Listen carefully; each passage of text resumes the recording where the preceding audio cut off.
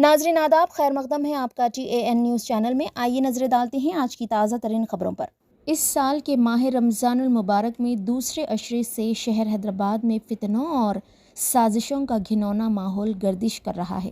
جہاں مسلمانوں کے لیے یہ مبارک مہینہ ان کو پاک صاف اور شفافیت کی طرف ہدایت کرتا ہے اور ان کے قلوب و اذہان کو وہ روزہ، نماز، زکوٰۃ اور حج و عمرے کی جانب ترغیب دلاتا ہے، اور گناہگار سیاکار بندے اس مبارک مہینے میں مسجدوں کی جانب اپنا رخ کر لیتے ہیں اور اپنی ماقبل کی زندگی میں ہونے والی خطاؤں کے لیے اپنے رب کی بارگاہ میں سر جھکا کر معافی مانگتے ہیں۔ لیکن بڑے ہی افسوس کی بات ہے کہ اب مسلمانوں کو ان کے علماء نہیں بلکہ غیر مسلم حضرات ہدایت دے رہے ہیں،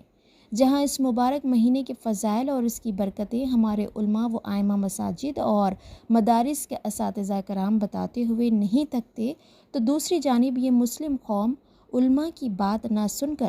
ان غیر مسلم اور سرکش گستاخان رسول اور فاسق و فاجرین کے پروگرام میں شرکت کرتے ہیں اور اپنی عبادات کو ہلاکت میں ڈال دیتے ہیں۔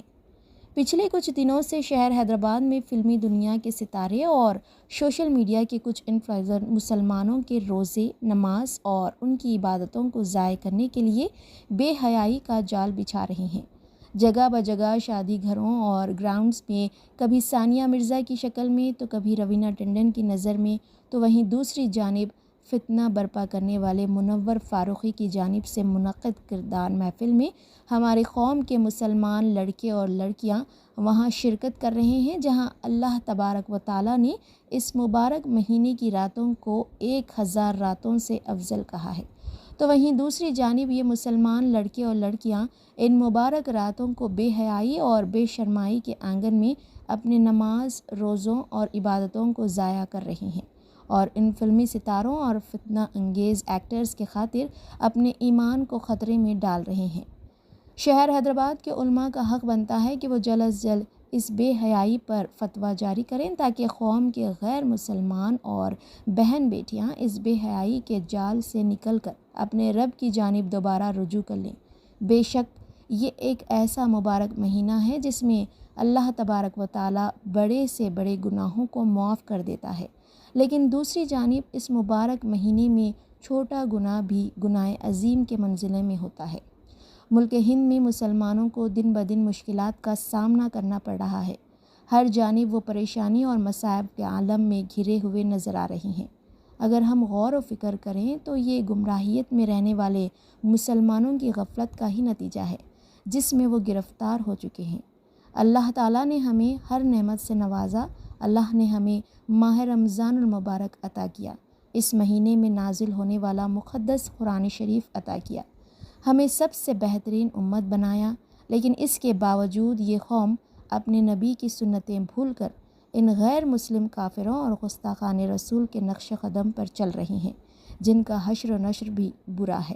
آج ہماری ماں بہنیں ان گمراہ کن ایکٹرز اور گستاخان رسول اور بے نمازیوں، فاسق و فاجر کی بہن ہیں،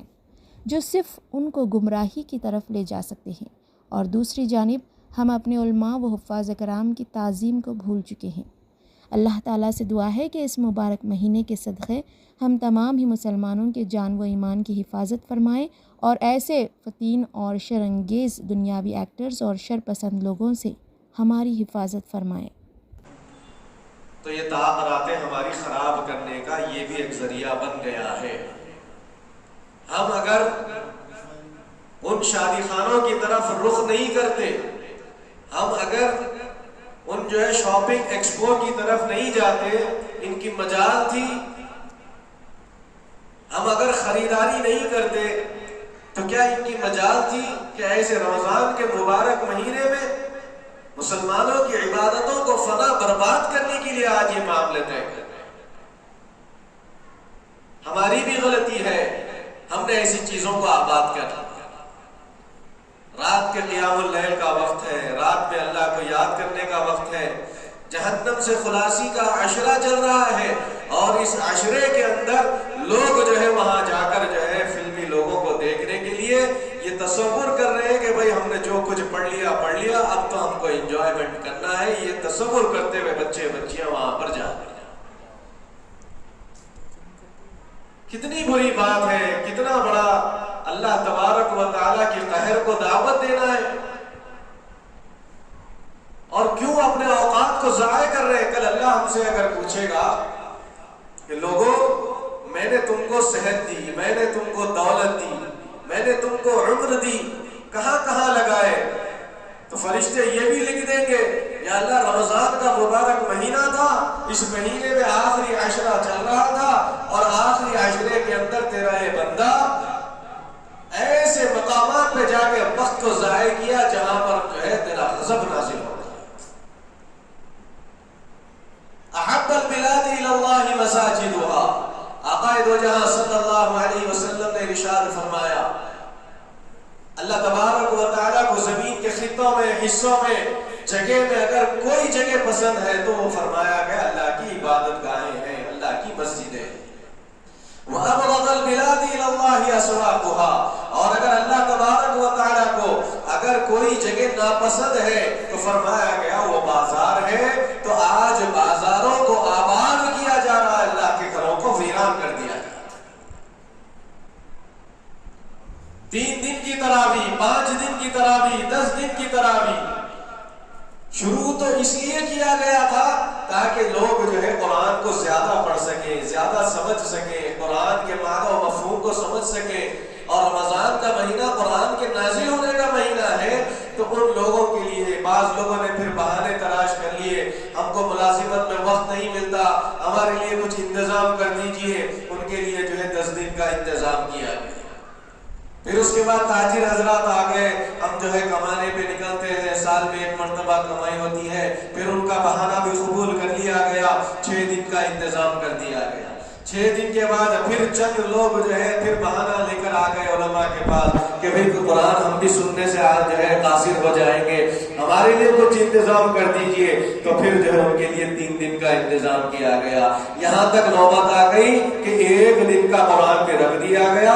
اب وہ یہ تصور کرنے لگے کہ جب قرآن ہمارے لیے رکھا گیا ہے 3 دن کا، 1 دن کا، 5 دن کا، 10 دن کا، تو وہ یہ سمجھ رہے کہ بس ہم 3 دن پڑھ لیے 27 دن چھٹی، 5 دن پڑھ لیے 25 دن چھٹی، 7 دن میں قرآن ختم کر لیے 23 دن کی چھٹی، 10 دن میں قرآن ختم کر لیے 20 دن کی چھٹی۔ نعوذ باللہ ثم نعوذ باللہ، اس وقت ایسے حالات چل رہے ہیں۔